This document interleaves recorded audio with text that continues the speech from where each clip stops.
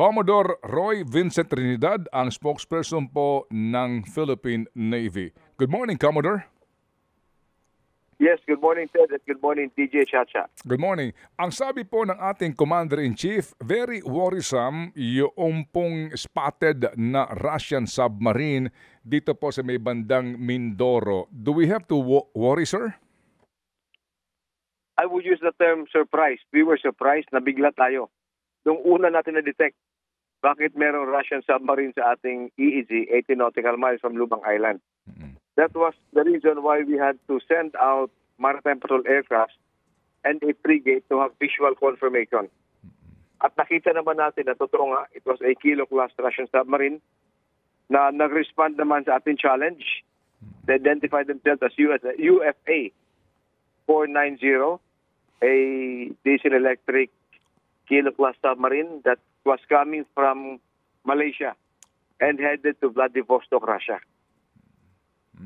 Opo. So, yung pong binabanggit ng Presidente na very worrisome, hindi po tayo dapat mabahala doon. Kung hindi, kasi ano lang ho naman ito, yung pagdaan nila ay innocent passage lang, kumbaga, Commodore.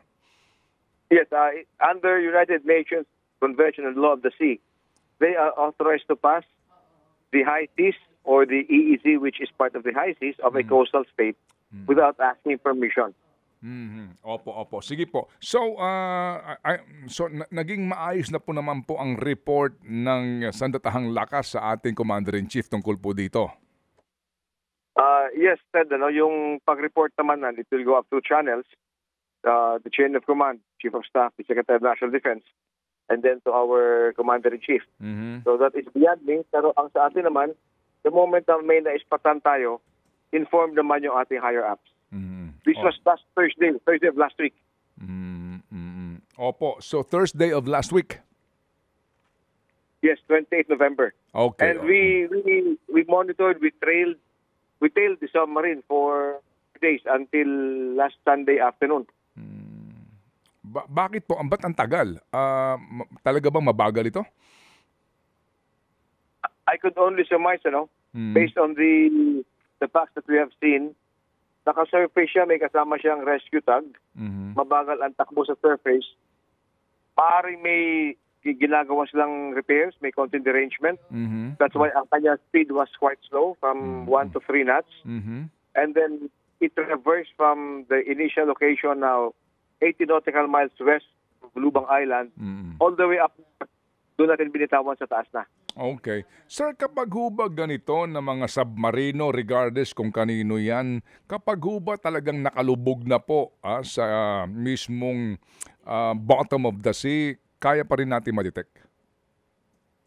I would say, we have modest capabilities when it comes to detecting submerged objects or submarines. But pag naka-surface mode sila, mas malaki yung ating capability. Okay, sige po. As we speak now, sir, ito pong submarinong ito, nasa na kaya?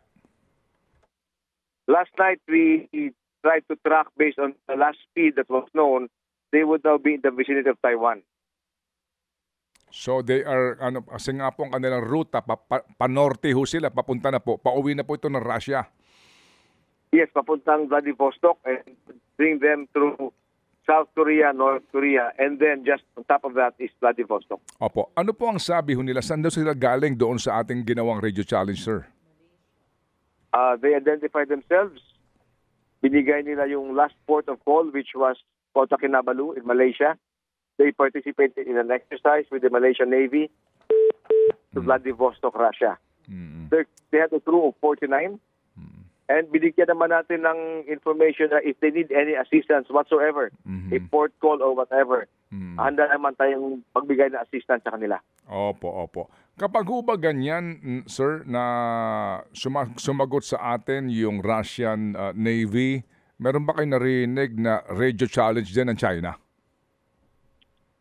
I have to check on that, Manong Ted. But so far, ang nireport sa ating piloto at ng ating mga nasa barko, wala naman silang nabanggit na anything unusual coming from the PLA Navy or the Coast Guard of China. Opo, sige po. So kung hindi po worrisome ito, but surprising, Ito hong ginagawa ng China na panghaharas gamit ang kanilang helicopter sa West Philippine Sea. Ito ho'y worrisome, no? Ang mga video nito. Ang Navy ho ba so far, kapag ganito, ano ho nagagawa po ninyo o may ginagawa ho ba kayo? Ito ho nangyari ngayon. Ito pong pinakahuli naman pong video sa may bandang Rosol Reef sa West Philippine Sea nung Huwebes. Yes, even with those incidents, yung ating mandato is to continue doing our patrols, continue doing our RORE mission, supporting our troops, rotating them. Ginagawa naman natin yan under Western Command. Itong incident sa Rosol Reef is basically a maritime law enforcement incident. The Coast Guard is on top of that, and we are in coordination with the Coast Guard if they need any assistance. Nandiyan naman yung Philippine Navy. Opo. Pero ito ho talaga dito, ang kumbaga ang frontliner natin, Philippine Coast Guard. Yes, Philippine Coast Guard and yung ating BIFAR, Bureau of Fisheries and Aquatic Resources. Okay. Sige po. Salamat na marami po, Commodore, sa inyong pong panahon sa aming programa. Mabuhay, sir! Maraming salamat, Manon Ted and DJ Sasa. Opo. Thank you, si Commodore Roy Trinidad.